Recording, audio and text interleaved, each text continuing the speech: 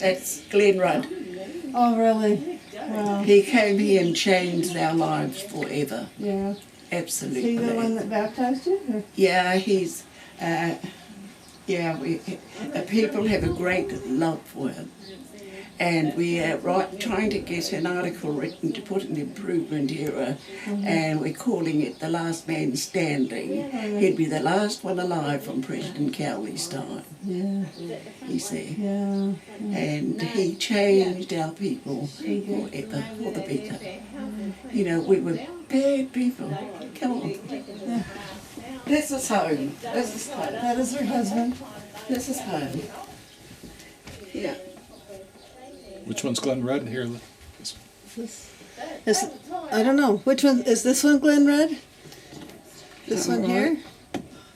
Now, that's Elder Rudd. Okay. You go to every home in Bridgefire, it'll picture of Elder Rudd. Okay. Okay. Yeah. It's the back of the home.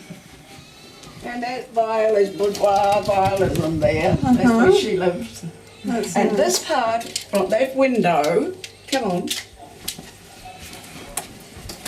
to that window Yeah. belonged to the MAC College.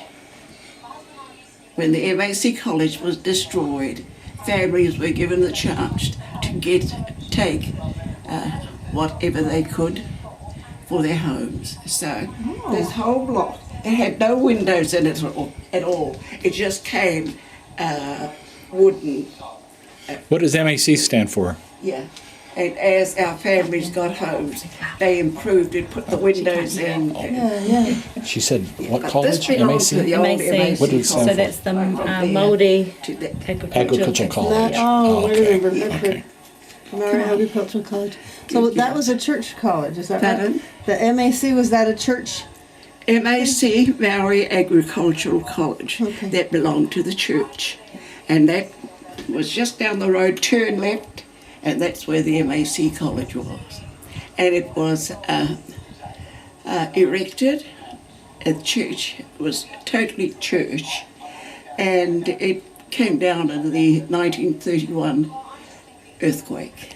That's when it was Disbanded after demolished. that. But if you read the history of the church, over the years, the number of students had fallen, and it was established for the islands, Samoa, and for New Zealand, so that the church could be able to bring those island people here for an education. All right, it went very successful, and just prior to the earthquake, they'd written in the church news that they, because of the lowering of the students, they intended to close it. And it was just when the earthquake happened, The Lord took just moved care it along. yeah. And they considered it a blessing to have happened like that, because our island people understood more fully. They didn't know what it would be like to be hurt if it was closed and they were eliminated from education. But when it They came knew down that and they knew that it was not man. was meant to be. Yeah. Okay? Okay. All right. Yeah. There's the bathroom. There's the bathroom. And this is our backyard. There's the toilet, that's our backyard. And I'll tell you more about that back section Yeah. as we have our discussion in there. All right then. Okay? Okay. This is home. Welcome to our humble home. Thank you. The church is our life. It's always been. You know, it's just wonderful having you. It's wonderful to be here. Wonderful having you. Thank Elder you. Moffat rang. He rang just before you rang. Said, Yeah. we're going to Hawaii, but we're coming back next week. Because we had a wonderful, yeah, I tell you, come on. This was Riley. Let's go sit down. Yeah. Yeah, he's the one that told us to come see you. Oh, he was the first right. one that told us to come see Yeah, you. we loved him. In the short time we knew, loved him. Come on. When Elder Rudd heard that we were up there, about 2 days while we were up there, we saw all these vehicles coming up, and everybody said, why are these cars coming here? These were the people that owned the place. Elder Rudd came, he said, no, my people, you didn't come here to visit us. You've come to see our... We loaded on the church missionaries. He took us down to the valley and we were billeted out with the members of the church. Wonderful. Oh, how And nice. then my husband and I went on a mission to England, Manchester. Oh, really? Oh, did you? So we had to go to How long Provo. were you there? 2 years. 2 years. Yeah. And we had to go to Provo to learn the language because we were Maoris. And we had to go learn it. So at that time you spoke only Maori. Yes. Oh. You see, and when we got there, I said, why are we here to learn the language? I speak better English than you. Yeah. But that was the program. Yeah, that was the program. We went So, to the time MTC is too. yours. Come up here, Bob. Bring your chair up here. Well, you should probably tell them what we're about. Yes. Can I tell you about us? And I'm deaf as. I will speak up. Yes. Thank you. I can talk loudly if you Thank like. you. When in 1970, Yeah. I was called to serve a mission in the New Zealand North Mission. You hear? Yes. I was here from 1970 to 1972. And I served, in those days, there were only 2 missions, Yeah. South Mission, South. North Mission. Yeah. So I was as far south as Gisborne, and I was in Rotorua, Tauranga, Te Puke, Yeah. Auckland. Auckland, yeah, a lot of other cities. Did you go right up north? No, I didn't get to go north. The furthest north I got was the North Shore of Auckland. Oh, good Oh, idea. okay. You've been a missionary here. Yes, And who is mission president? Leo Russin. Oh, okay. Yeah. Do you know of Leo Russin? Yeah. Yeah. All right. That's great. 1972. Okay, wonderful. Welcome home. Thank you. We feel like it is home. Yeah. We came here once before, after my mission. After we were married, we came back once because my parents liked to go on cruise ships. Yes. And so they scheduled a cruise that would take us to Australia and New Zealand. And we said, great, we'll go. We were disappointed because when the cruise ship got to New Zealand, we would get to a place and they'd say, you have 2 hours. Huh? Yeah. And then you have to get back on the boat. Yeah. Yeah. And then we went down to, what was the city Oh, down we south? went to Dunedin. Dunedin. They said, you have 4 hours. What can you do in 4 hours? Yeah. And so we had very little time. We did have a good stop in Tauranga. Yeah. And so at Tauranga, I rented a van, and we drove from there to Rotorua All right. so that I could show everyone the Polynesian, Yeah. the Maori village. Yes. And they loved that. Okay. They loved the Maori village. That was the best part of the trip. Ever since then, that was what year? 2007. 2007, I've wanted to come back. And me too. And I here you are. hadn't seen enough, so we scheduled 3 months. Yes. So we have a period of time to see what we want to see.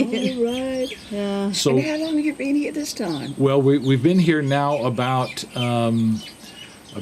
10 weeks. All right. Yes. Well, thank goodness you come this way. No, not 10 weeks. Only It's only 6 weeks. 6 weeks. 6 weeks. Are you the new couple that Adam Moffat was telling us about? Maybe. yes. Because he told us to come here. Yeah. Yeah, he told us to visit you.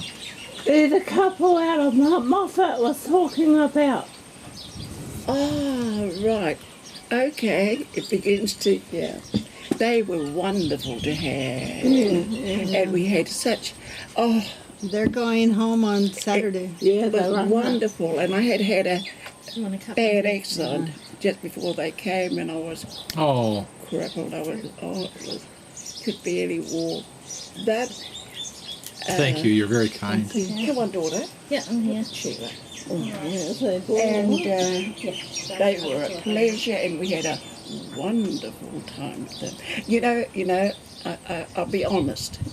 They came, it was a week before Christmas. Well, these Maoris all go to the beach Christmas. Hardly anybody here. So the Moffat rang, oh my gosh. Oh no, what happened? We went to church.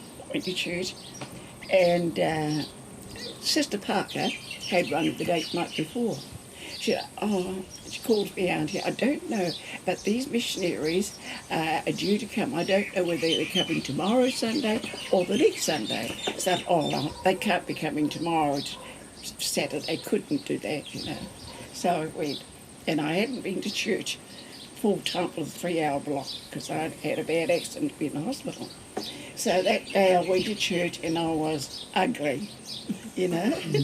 And I said to the kids, after they've started the last hymn, I'll go and sit in the foyer and wait, and you can take me home, then they can go back. Okay. So I went in the foyer, I heard them sing the song, say the prayer, and I lifted my eyes like this, like that. Here were these two people standing above me. I looked, and never clicked who they were. I said, hello. I said to Sister Reid, we're Alan's Sister Moffat. I nearly had kittens. I said, what? Like that, you see. But this is what I wanted to tell you something. It was the first time this has happened to me. And everybody was Christmassy, you see. Everybody was Christmassy. Okay, so I thought, oh, good. I'll take you to meet the bishop. The bishop still on the stand. I said, come on, we get there. Introducing the bishopry. No one wanted to know.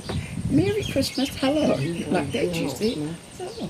Then I saw the state president, councillor. So, well, come over here. Introduce brotherhood. Nobody. Hello, Merry Christmas. Oh my gosh. See? So I think to the kids, I'll stay for the whole session, the whole 3 blocks. We barely got into Relief Society. The Viola had a lesson up, and crazy man, the bishop comes down, Bishop Rick, member, comes down and says, it's fire drill, you see. So we all get up.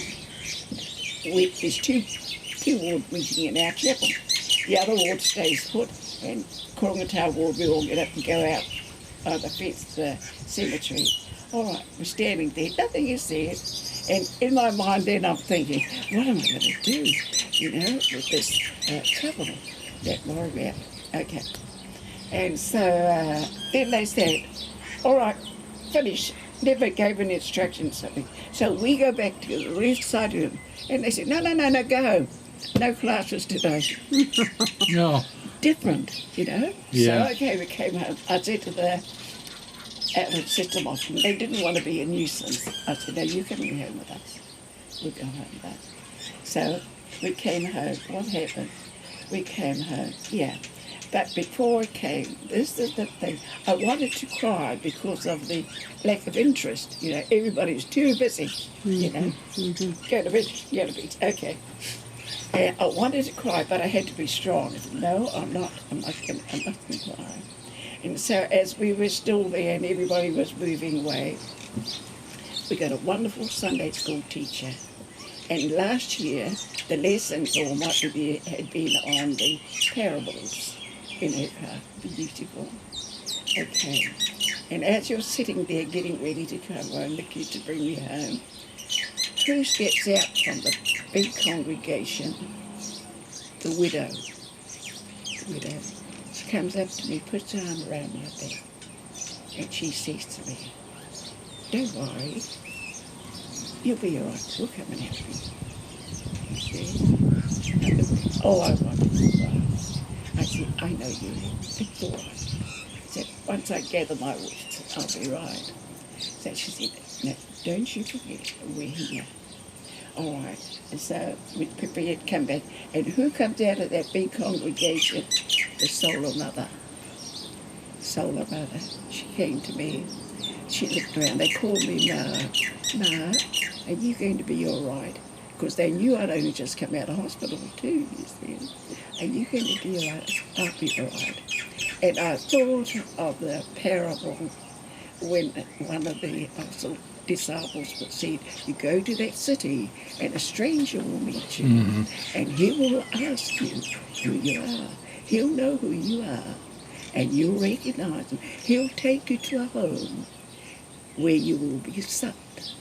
And that's when that man took and went to the widow's home and asked her to give the stranger. So And she said to him, "But I only have sufficient for my son. I have no, this is all we have left." And then their cupboards were never empty again after that. Right. She said, "But I give some to he that needs it." All right. Then the solo mother came to me about that. Then I remembered the other story about the solo mother, now forgotten. And I thought, this is what we've been taught in religious and Sunday school a couple of years ago. You know. And I felt good.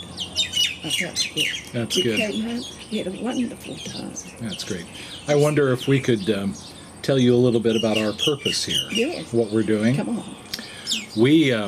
I served my mission here in 1970, and we've always loved this land. We've been back to visit once.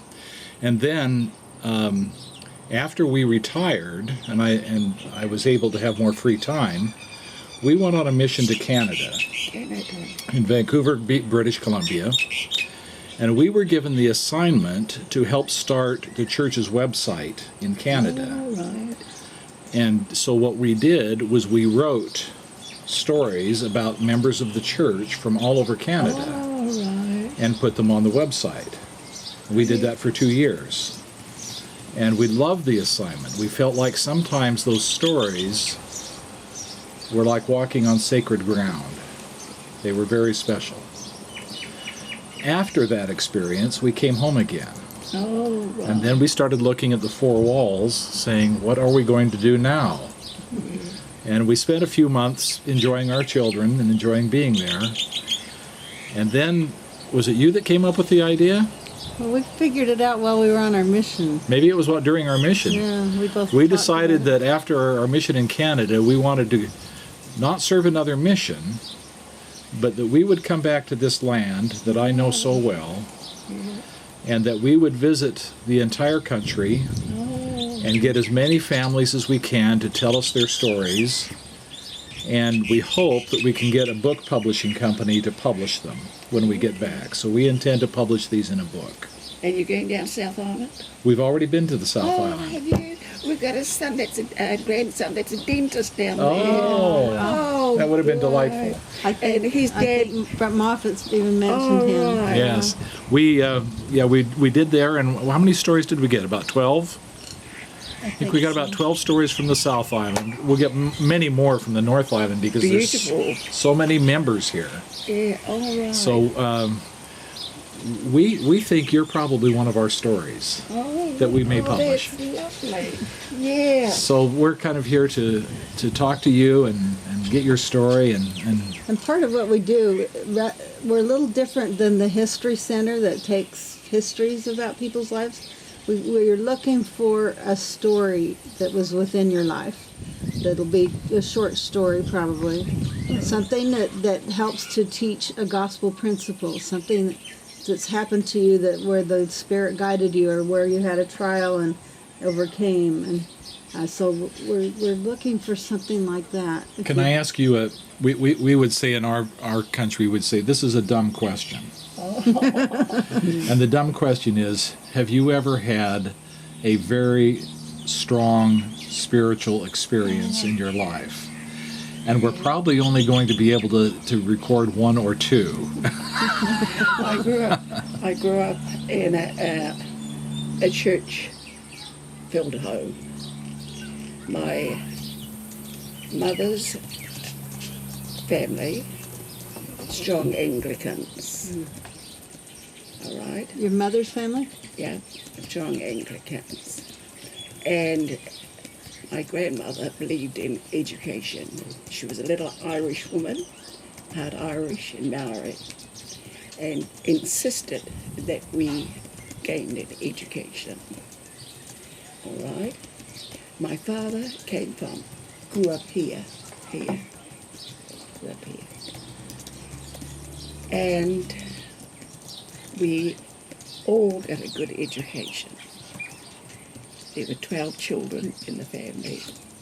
12 children in the family. Sister Ripplinger, Yeah. her mother, came from a family of 12. Now I give you my whakapapa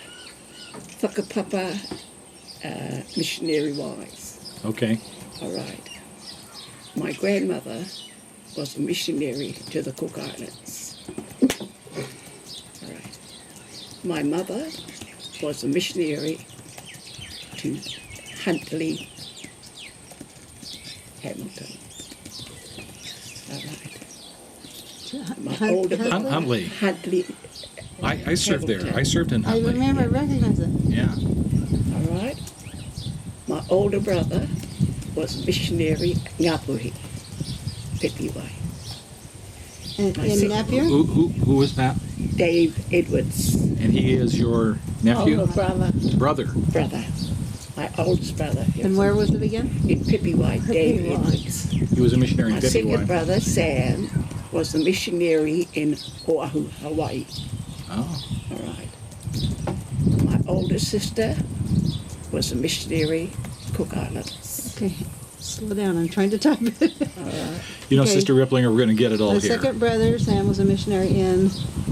Where was Sam a missionary? Hawaii. Hawaii. Uncle Sam was a missionary in In Hawaii. Oahu. Okay. Yeah, Oahu, Hawaii. And after Oahu was... That's my brother Sam. My sister Kara, Kara, was a missionary in the Cook Islands. I was a missionary in Manchester.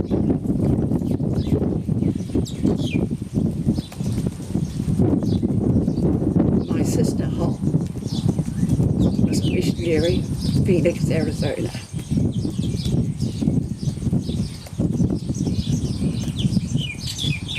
You are a missionary family. Yeah, they're a missionary family. And my children have been missionaries. My son Glenn Ellis, he works for the church in the area office. And he and his wife Debbie are auditors for the church for New Zealand, Australia and the islands. So you must be going to have to bang into him one day. Yeah. Yeah. They're he's- what for the church? Auditors. Auditors. Oh, Yeah. our son does that for the church. Our son is an auditor. All right. And yeah, we are a missionary family. Yes. And even now we have mokupunas all over the world, missionaries. Mopuna means... Wow, mokupunas, Mokopuna? that grandchildren. Grandchildren. Okay. We have them all over the world. Families, family-in-laws. The most recent one, this mokupuna, her sister, or her niece, has just gone to Provo for 2 months to learn French so she can come back to teach in Tahiti on her mission. She's just been there now for about a month. Maybe Yeah. 2 weeks. Yeah. Oh. She's gone to So Provo that's the latest to. one. Yeah. Oh, But we So have, she's called on a Tahitian mission and she's in the Provo MTC. Yeah. So she's got a double blessing to learn another language. Right. Yeah, all right. And we have nieces, nephews, mokupunas out on missions now all over the world.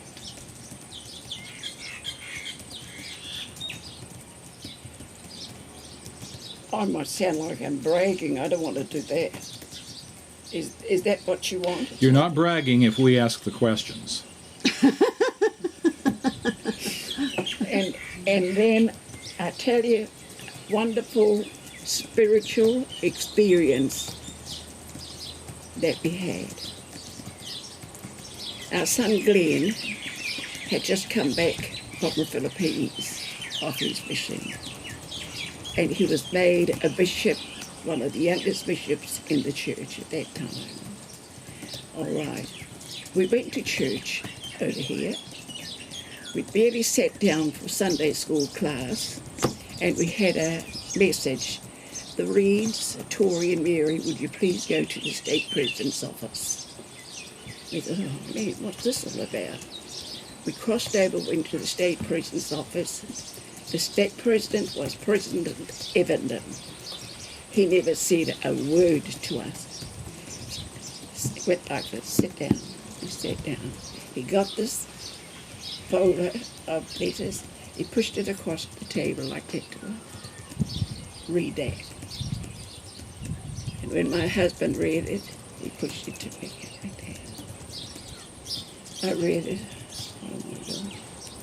In it, it had, "Dear brethren, the missionary department of the church and the brethren have instructed that it is time couples from New Zealand were sent on missions. Would you please interview Tori and Mary Reid for a mission?" Oh man, beautiful day like this, October. We came home, we sat in our kitchen. Glenn came back from his duties as a bishop, and two older brother and a younger brother. And Papa said to them, "Boys, sit down, we need to talk." So they sat down and Papa told them what had happened. Let me back up just in a mission to where again? Where was the mission? Manchester, England. Manchester, England. Okay. Go ahead. But she didn't know that part yet. Mission in England. Yeah, Okay, go ahead. okay. And so we told them what had happened to us. Glenn, who was the bishop here, said, "I don't know anything about this. What is going on?" He said. And his dad said to them, "All I wanted to know is this. How do you feel about Mum and I going on a mission?" The boys said, "Go." That was October. The What year? day after Christmas, we were on the plane. 79. 79. 79. Yeah. That was a wonderful, wonderful experience, but we had no money. And that's why it was wonderful. But we had land. And we were 5 weeks in Provo. As we got onto the plane, Papa took hold of Glenn's hand and said to him, "You've got 5 weeks to sell that land, that block. We need that money for our mission." 2 days before we left the MTC, the phone rang.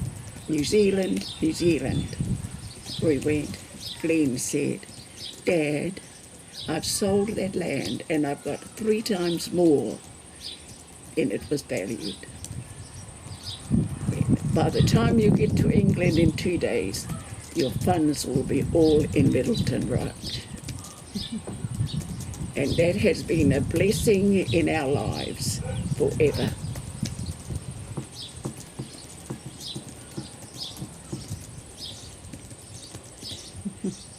We were raised. We never had a bathroom. That was our old home. We were always raised in that old home. We sold it. Yeah. And we used to have a bath in a tin tub, in front of a big fireplace. We'd have a bath, boys before girls, and then we'd have prayers. I grew up knowing prayer. We knew how to pray, and we trusted the Lord with our prayers.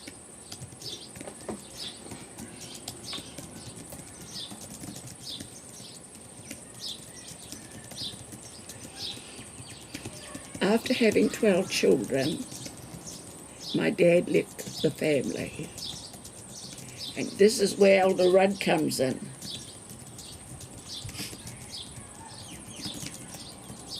When you say he left the family, He left the home, he got involved. You see, the only way of making a living here at that time was sharing. Going out to the farms and sharing, which meant the husbands would go away for the week and leave the wives and children at home, you see, and they'd get involved with other. That's what happened. And when the Elder Rudd of them came here, those missionaries, they could see what was happening to the families here. Nearly every family in this community was hit by our occupation. So the elders, President Kelly, taught the missionary to tell us, our parents, try to get jobs away from the shearing sheds. This is not good for your families. Took a long time, but none. When Elder Rudd and the other missionaries came and brought that message to our families, they changed right away. They began to look for better jobs, which they did get. Now, in this village, you hear about unemployment. We are the only people home in this village during working hours. Everybody has a job. And that because of the teachings of President Cowley. Tell the people, get jobs where they're home with their children. Yeah. Is that all right to tell you that? Oh, yeah. All right. And that's how it was. Our families, we were poor. When we grew up, we thought, oh, we were rich compared to the other kids. But when we look back now, we were poor. Mm-hmm. We were poor. Now, my sister, who was the one that served in Phoenix, Arizona. Up until that time, missionaries were called locally New Zealand most of the time. And when she got a call to go to Phoenix, she was in the army as a pay clerk in the army for years. And so in the army, she was a sergeant in the army. And she had filled her time and she had wanted to go on a mission. So they sent her to Phoenix. At the end, she loved it. And she was due to come home. While she was there, she got involved with the seminary program with the Indian people. Mm-hmm. And so 3 months after her mission, the church wrote to our mother and asked if we could support her for another 3 months, and they would send her to BYU to learn more about the seminary and an institute program, so that when she came back, she could bring back the material and know what seminary was all about. So our mother called us. We're all grown up by then, called us. We all went out in the fields picking tomatoes, picking potatoes, any job to earn that 3 months extra for our sister Holt's mission. When she came back, she bought the institute. She went back to America, and they gave her all the books and things to bring back to the leaders here to start the seminary program. And she served in the seminary till she died. Or you go anywhere, they'll tell you about her in the seminary program. Give me her full name. Rauhunga. R-A-H-U-N-G-A. Rauhunga. Now, I'll tell you the word hop. You tell me, keep quiet. When you think now. Right. I'm enjoying every word. She's very spiritual girl. Her last name was? Yeah, very, very spiritual girl. Edwards? Always been.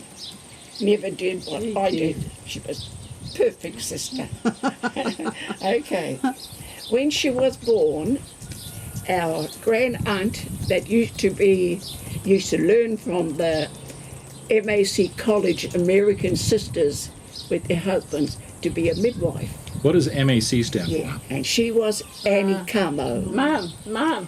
What is MAC? MAC, you just go down the corner there, turn left. What is it called? MAC means Maori Agricultural College. Thank you. And it belonged to the church, totally. Well, our grand aunt used to go to the Magglebees, the teachers at the college, and she taught them how to be a midwife. So we were all her kids. She was the midwife for all of us. Our sister Hop was born, that's Rauhunga. When she was born, her foot, instead of being straight like that, like this, like this, all right. Elder Rudd and them were here on a mission. Him and another Elder Cardwell were here on a mission. And they were with Auntie Annie and my mum when Hop was born. when Hop was born, the old lady said, I'll break her foot. I'll break her foot and turn it back the right way. But I need splints or whatever, to tie the leg to. What they call the... Yes, blood. And the Maoris never had anything. But this was a fruit-growing place and a lot of apples. So Elder Rudd of the went, cut up an apple box and made the splints for our nanny. She went and put it around Auntie Hop's legs, bound her up, and Auntie Hop was like that for a year. And she used to hop, hop, hop, you see? That's how she got the name Hop. She got the name Hop. When they took the splinters off, after a year, her foot was as straight as. All right. And she was the youngest hockey player to ever represent New Zealand. Oh, And that girl Hop. Yeah. So did they call her Hop or Hoppy? Pardon? Both. These Hop or Hoppy? Hoppy. Okay. And everybody in the church in New Zealand, when you talk Hop, that's her. And she was the youngest girl to ever represent New Zealand in hockey. Okay. that's fine. On what team? Was it the New Zealand team? In hockey, was it the New Zealand team? Yes. Oh. Yes. What was the name of the team? And nobody calls her Rauhunga. Everybody knew her. And What was the name of the team? Matariki. Maturiki. Matariki, the glittering stars that led our people from Hawaii to... M-A-T-A-U? Matariki. A-R-I-K-I. Matariki. Okay. Yeah. And that means what? Something about the stars? What does What it mean? does it mean? What does Matariki What mean? does it mean? I don't know what it means, but that's the stars that flicker in the sky. There's a bunch of them, supposed to be 7 of them. Oh, yeah. 7 of them. Seven And that's stars. what guided our people from Hawaii. Ah, from Hawaii. Okay, Yeah. yes. Okay. They look for those stars. That one. Okay. Our mission was glorious. We went all that way, and my husband was made a bishop in Manchester to open up new areas. We worked in England, and then we were sent to the Isle of Man for the last 3 or 4 months. Because on the Isle of Man, there were a few Spanish people that could relate better with us as Maoris. Yeah, okay. So the mission president said, oh, thank you people.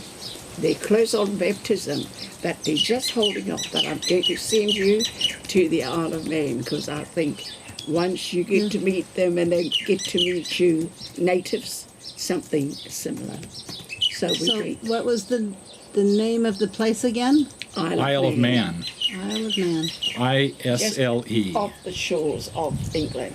A beautiful place. That's where they have all the speedway races. Oops, hold on just a minute. The wind got the better of my camera. Let me reset it. You all right? Was that the wind that did that? Maybe Yeah, I'm put it in okay. Further.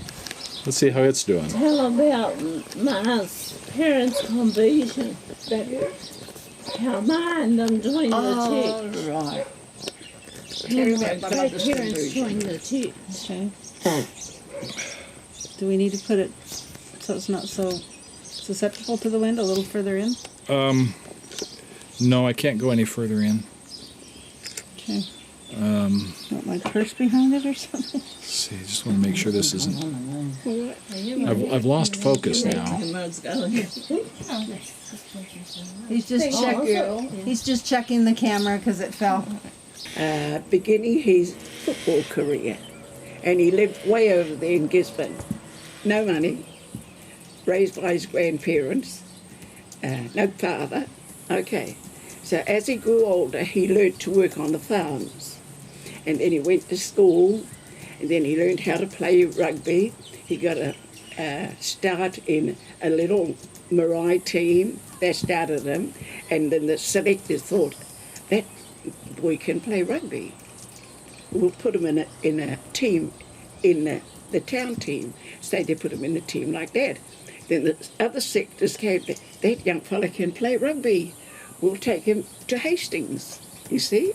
Came here and found his statue as an All Black. He's an All Black, all right. Wasn't a member of the church. This is your husband you're talking about? Yeah. Fell in love with his first wife, Harriet, my first cousin. She's a beautiful woman. So her father had died in the First World War. So he proposed to her. And she told her three uncles, Uncle Sonny, my dad, and Uncle Jackie. And this is what my father and his brother said. You want to marry our mokopuna, you get baptised and be a Mormon. And that's how he joined the church.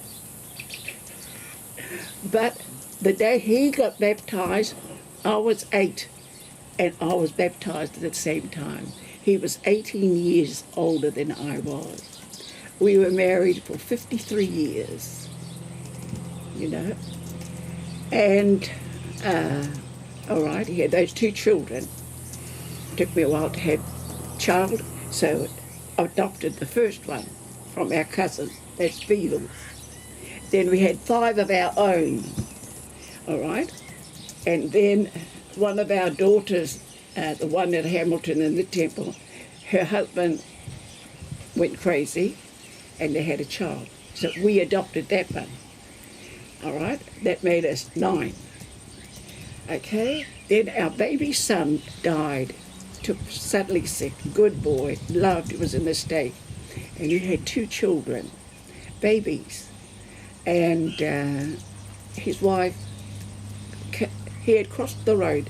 Anyway, his wife, good girl, that she couldn't raise the children, knocked on our door and said, I don't want my kids to have a life like me. Would you please have them? And Papa said to her, you go home, you think about it, come back 2 days' time. We'd bought them a home up the road. She came back 2 days' time. I haven't changed my mind. Okay, we're going to adopt them legally, no Maori business. Maoris, you see, you can have my children, then I come and can take them back. Right. Mm-hmm. Father said, no. We have your children legally. We were in the process, just put our adoption papers in the court when we got the call to go on a mission. Mm. Our lawyer said, Tori, you cannot go on a mission and just when you've adopted kids. We'll have to explain why. So we had to leave it, like couldn't adopt them until we got home.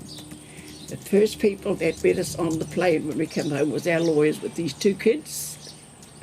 Came off the plane, spent a night in Auckland, went straight to the court the next day, had them legally adopted. So we're a muddle-up family, you know. That Do you have none their of our names, children, the children's names? none of our children call each other half brother, half sister like that. Our oldest daughter from the first marriage, wonderful. That, you know, she and this not get on good. I can't trust them. They always planning against me, she and her big sister. But that's the love the kids have one for another. Mm. They've only all been here for Christmas, gone home, good riddance. Then the next ones all came, gone home. This is the first few days we've been on our own, you know. And so and then we show up. Now I'll tell you about Marva. That name, that's Elder Rudd's wife's name, Marva. M-A-R-V-A. Okay. They came. My mum and dad were going to have this baby. And they wanted a boy because they had 3 girls and a son, you see. So when they had the baby in our home over there, Elder Rudd and them were there, was a girl. And every first Sunday the babies were blessed, you see.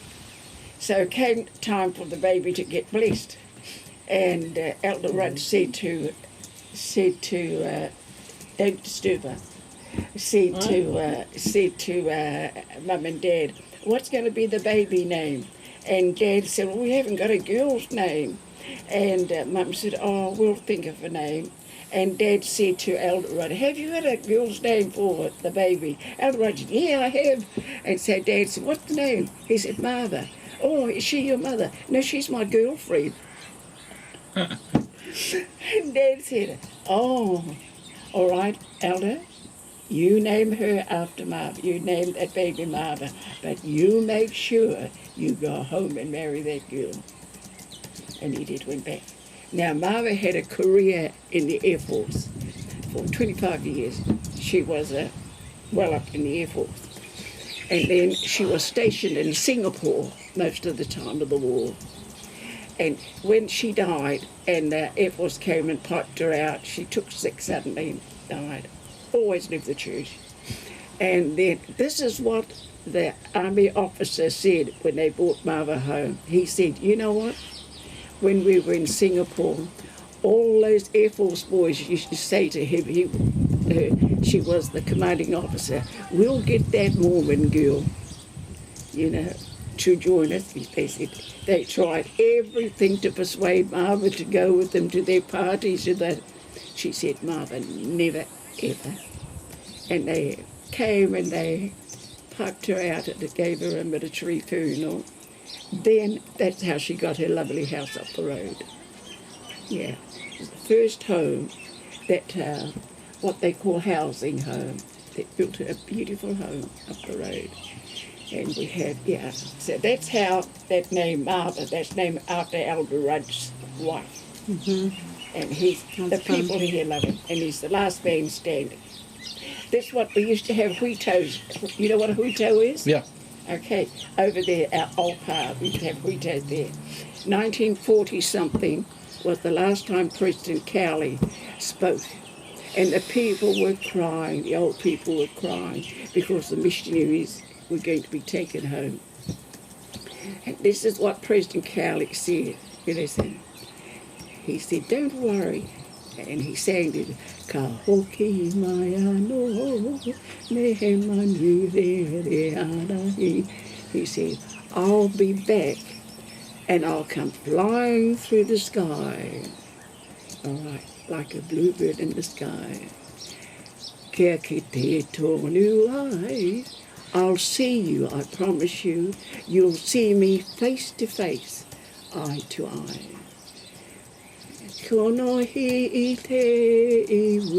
Then this what he said.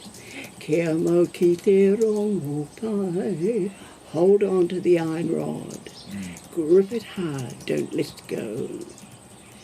Kia mau ki te aroha. Love one another like I have loved you. Kia li te aitana ki. That's where that plaque comes from, Kia Ngawari, like that. And that's what he predicted. He said, don't worry, those are the words he used.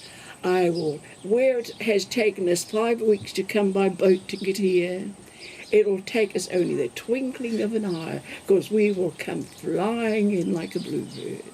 The people said, oh, but our old people knew it would happen. He said, don't grieve for me. I will come and I will see you again, face to face, eye to eye, kanohi to kanohi. Hold fast to the iron rod, grip it, hold it tight. Love one another like I have loved you. Then we can unitedly stand and say, Kia ngawari, be humble. And that's what the last things he told us on the marae when he said his goodbye to us. Yeah. And he Where's the marae? over there. Over there. When you go home, you go just the last homes. As you go home, you look like that you can see a marae at the corner. All right. And that's what he said. And it was in a big marquee. And our old people.